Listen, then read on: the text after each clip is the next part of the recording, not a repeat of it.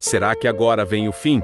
Essa pergunta ou qualquer variante dela revela um problema cultural no meio cristão. Estamos acostumados a relacionar o fim deste mundo com catástrofes sociais. Existem 4 problemas nesse tema que eu gostaria de elencar. O primeiro é que catástrofes sociais não são um guia conclusivo para asseverar que o fim chegou. Sendo assim, nos últimos 120 anos o mundo viu a Revolução Russa, a Primeira Guerra Mundial, a crise de 29, a Segunda Guerra Mundial, a ascensão do socialismo, a Guerra Fria, diversas guerras no Oriente Médio e na África, o colapso da União Soviética. E o fim não chegou. Se olharmos mais para trás, encontraremos sempre momentos na história em que o fim poderia ter vindo, dado o tamanho das catástrofes emergentes. E não veio. O segundo é que esse tipo de postura nos tem predisposto a uma relação distorcida diante das Escrituras e a escatologia. É comum que em meio a catástrofes sociais surja um interesse grande em especulações e teorias da conspiração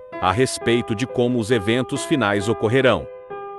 Neste momento, os jornais, revistas, sites e blogs de notícias se tornam nossa Bíblia. Foge-se daquilo que efetivamente está escrito. A Bíblia não dá detalhes de como cada coisa irá ocorrer.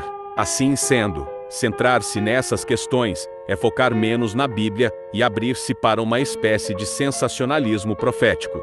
O terceiro é que facilmente acabamos nos preocupando muito mais com o que acontece de ruim ou chamativo na política, na economia e na sociedade do que com a pregação do Evangelho eterno a todas as pessoas. E esse é o ponto que impressiona. Os cristãos em geral parecem estar sempre prontos para associar ao fim quaisquer catástrofes e movimentações de autoridades mundiais, como se elas fossem os mais conclusivos sinais do fim. A Bíblia é muito clara. O fim virá depois que o Evangelho for pregado a todas as pessoas. A última crise pela qual passará a terra, quando ficará claro quem é cristão de verdade e quem não é. Só poderá ocorrer quando todos tiverem condições de escolher com consciência qual é o lado de Deus. Então, a associação certa a ser feita não é entre catástrofes, atos das autoridades e o fim, mas sim entre a pregação do Evangelho eterno por todo o mundo e o fim. E a autoavaliação que todos precisam fazer é: eu tenho feito minha parte na pregação das boas novas? Pregar a verdade, obviamente, é anunciar o que Jesus Cristo fez por nós na cruz, para nos salvar. Mas as boas novas do reino não envolve só isso. Ele envolve o conhecimento da vontade de Deus, a qual está registrada na Bíblia. Assim, o processo de conversão e santificação anda lado a lado com um aprofundamento nas Escrituras. E nós sabemos que estão sendo espalhadas doutrinas errôneas que distorcem a palavra de Deus. Portanto, nossa maior preocupação não deveria ser com as teorias montadas a partir dos jornais, mas com a mensagem bíblica que precisa ser pregada. O conselho de Paulo para Timóteo é muito instrutivo para nós. Conjuro a você, perante Deus e Cristo Jesus, que há de julgar vivos e mortos, pela sua manifestação e pelo seu reino. Prega a palavra, insta, quer seja oportuno, quer não, corrige, repreende, exorta com toda a longanimidade e doutrina. Pois haverá tempo em que não suportarão a sã doutrina. Pelo contrário, cercar-se-ão de mestres segundo as suas próprias cobiças, como que sentindo coceira nos ouvidos. E se recusarão a dar ouvidos à verdade, entregando-se às fábulas. Tu, porém, sê sóbrio em todas as coisas, suporta as aflições, faze o trabalho de um evangelista, cumpre cabalmente o teu ministério. O quarto problema da postura que estamos analisando é que ela cria uma série de pequenos desapontamentos. Esses pequenos desapontamentos enfraquecem a fé de muitos crentes e, claro, criam descrédito diante dos descrentes. É mais uma razão para focar em estudos e pregações bíblicas, não em especulações, teorias conspiratórias, tragédias diárias e movimentações políticas. É obrigação de qualquer cidadão ser bem informado politicamente. E o cristão sabe que em algum momento as movimentações sociais conduzirão o mundo ao fim. Mas esse não deve ser, de maneira alguma, o nosso foco. E aqui eu gostaria de responder a pergunta que tantas vezes as pessoas têm me feito: será que agora vem o fim? Eu não sei, é inconclusivo. Pode ser que todo o cenário causado pela pandemia provoque o fim para os próximos 2 anos, 1 ano, 6 meses? Sim.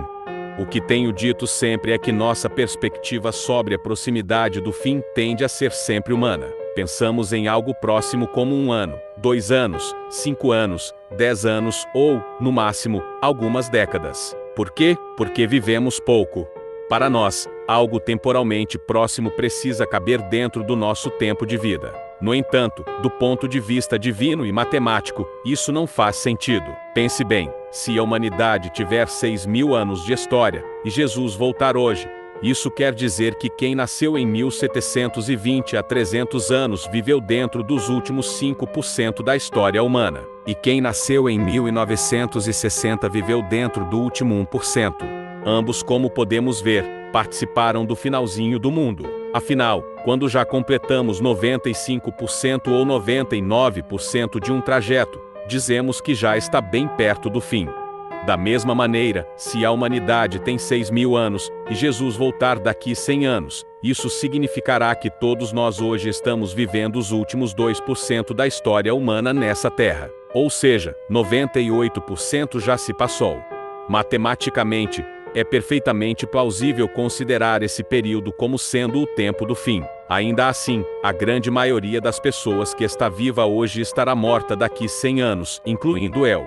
O que tudo isso mostra é que a proximidade da volta de Jesus não necessariamente regula com o nosso tempo de vida. O que é muito para nós, que vivemos não muito mais que 100 anos, é bem pouco do ponto de vista da história humana na Terra. Aqui as catástrofes e movimentações políticas pouco ajudam a definir quando e como tudo vai acabar. Elas nos servem, é claro, para que fiquemos em alerta. Também nos lembram que esse mundo não é bom e que precisamos ansiar pela volta de Cristo. Mas a velocidade com que cenários políticos, econômicos e sociais se modificam em grandes crises demonstra que se o fim dependesse apenas de movimentação política, ele já teria ocorrido. Isso nos faz lembrar Apocalipse 7:1-4. Deus tem uma promessa ali. O mundo não será destruído, enquanto todos os servos verdadeiros de Deus não receberem o selamento por meio de seu anjo. O selamento vem numa mensagem, meus amigos, e os mensageiros somos nós. Então, não é para teorias da conspiração que devemos olhar. Não são os passos das autoridades que devem roubar nosso foco. Não é de sensacionalismo profético que devemos nos alimentar e alimentar os outros. O centro precisa ser a mensagem que Deus nos confiou. Eu não sei se os movimentos mundiais estão preparando o caminho para que o fim aconteça em alguns poucos meses ou anos. É possível, não descarto a hipótese.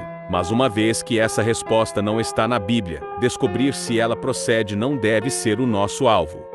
Certa vez um pregador disse que devemos viver como se Jesus Cristo fosse voltar hoje, e, ao mesmo tempo, como se ele fosse voltar daqui a 100 anos. Creio ser um bom conselho. Quem o seguir não será pego de surpresa se Jesus voltar em pouco tempo, nem se frustrará se ele não voltar em nossa geração. Obrigado por acompanhar até aqui. Deus abençoe a sua vida. Ouça os passos de um Deus que se aproxima.